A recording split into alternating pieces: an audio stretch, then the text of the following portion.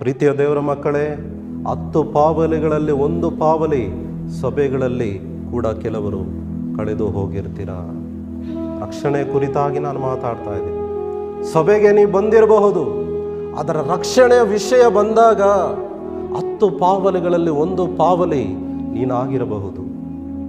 ಮನೆಗಳಲ್ಲಿ ಕೆಲವರು ಕಳೆದು ಹೋಗಿರಬಹುದು. ಒಬ್ಬ ವ್ಯಕ್ತಿ ಬಂದರೆ ಮನೆಗಳಲ್ಲಿ 5-6 ವ್ಯಕ್ತಿಗಳು ಬಂದಿರುವುದಿಲ್ಲ. ಆ ವ್ಯಕ್ತಿಗಳಾಗಿರಬಹುದು.